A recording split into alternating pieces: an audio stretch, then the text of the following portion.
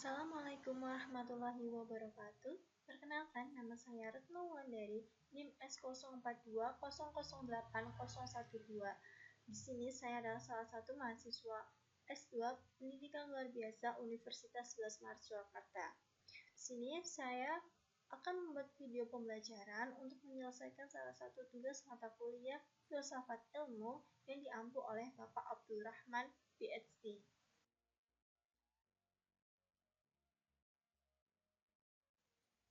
Topik dalam penelitian ini atau dalam pembelajaran ini yaitu tentang fenomenologi dan studi kasus untuk menemukan. Tujuannya agar mahasiswa lebih mengetahui apa itu fenomenologi dan studi kasus untuk menemukan. Sebelum kita memulai pembelajaran, alangkah lebih baiknya untuk kita berdoa. Berdoa menurut kepercayaan dan keyakinan masing-masing dipersilahkan. Berdoa selesai. Nah, sebelum kita menginjak materi, saya akan menjelaskan terlebih dahulu apa itu penelitian kualitatif.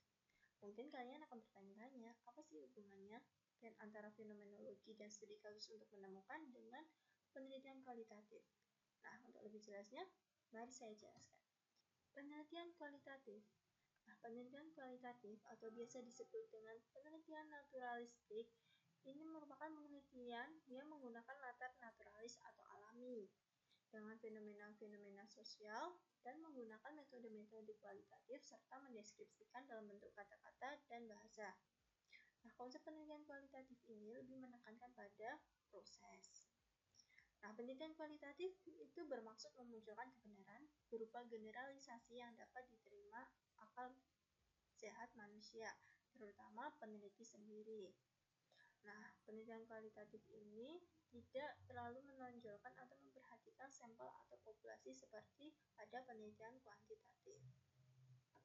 Dalam penelitian kualitatif terdapat 4 tujuan. Yang pertama deskripsi, yang kedua interpretasi, yang ketiga verifikasi, dan yang terakhir adalah evaluasi. Nah, deskripsi ini bertujuan untuk mendeskripsikan suatu situasi, setting, hubungan, sistem, atau manusia. Yang kedua yaitu interpretasi. Nah, interpretasi ini bertujuan untuk menambah wawasan baru tentang suatu konsep atau teori. Yang kedua, mengembangkan konsep atau teori. Yang ketiga, untuk menemukan masalah yang terjadi pada suatu gejala. Dan yang ketiga yaitu bertujuan untuk verifikasi, berupa pengujian validitas terhadap klaim, teori, generalisasi yang konteksnya sesuai dengan dunia nyata. Dan yang terakhir yaitu untuk evaluasi, di mana untuk menemukan atau mendapatkan makna dari sebuah kebijakan ataupun inovasi. Nah, untuk penelitian kualitatif ini tidak menjawab hubungan sebab akibat. Desain penelitian dalam penelitian kualitatif terdiri dari 5. Yang pertama adalah studi kasus, kedua etnografi, ketiga fenomenologi, keempat grounded theory, dan yang terakhir adalah analisis konten. Nah, di sini terjawab sudah apa sih kaitannya antara fenomenologi dan studi kasus untuk menemukan dengan penelitian kualitatif. Jadi, fenomenologi dan studi kasus itu merupakan desain penelitian kualitatif.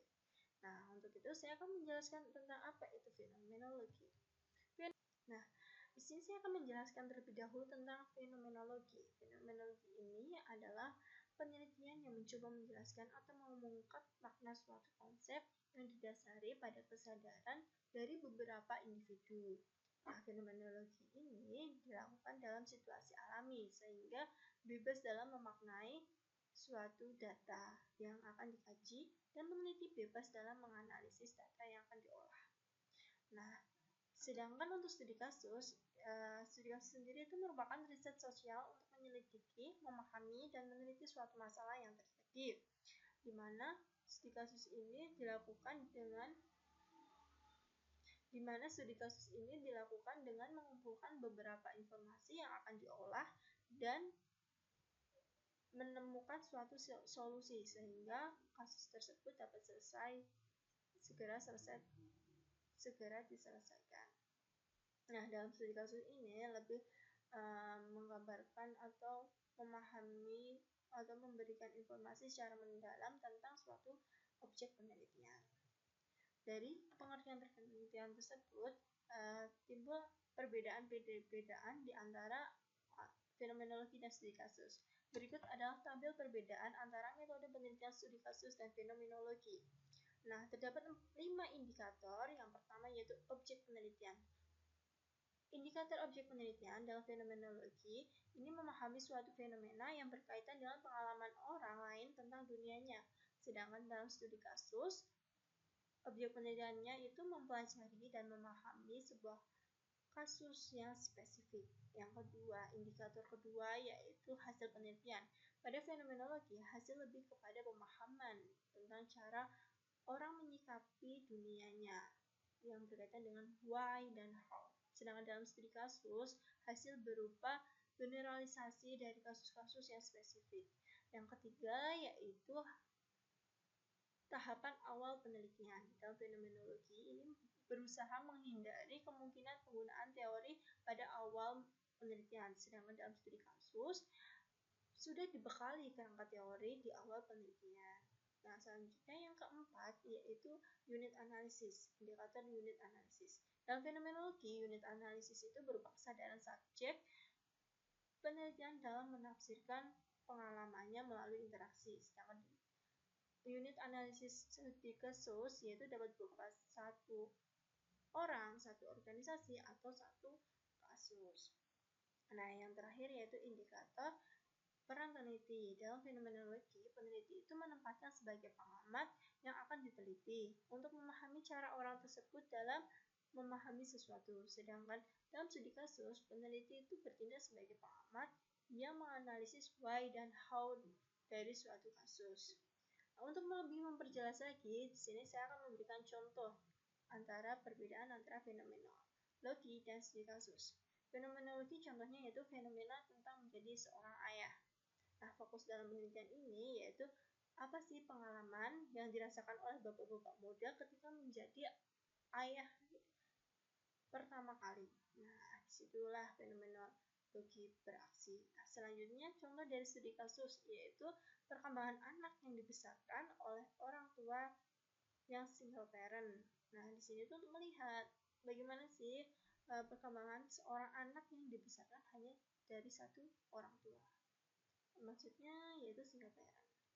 Sudah terlihat jelas dari semua itu dapat disimpulkan bahwa dalam studi kasus memungkinkan peneliti untuk memahami masalah tertentu secara mendalam. Jadi secara mendalam sehingga data yang diperoleh itu kaya dan deskriptif. Sedangkan dalam fenomena atau fenomenologi lebih ke bagaimana cara orang memahami dunia di sekitar mereka. Nah, hal menariknya itu di sini kita bisa mengetahui perbedaan antara fenomenologi dan studi kasus. Sekian presentasi dari saya atau hasil video pembelajaran dari saya. Kurang lebihnya mohon maaf. Wassalamualaikum warahmatullahi wabarakatuh. Terima kasih.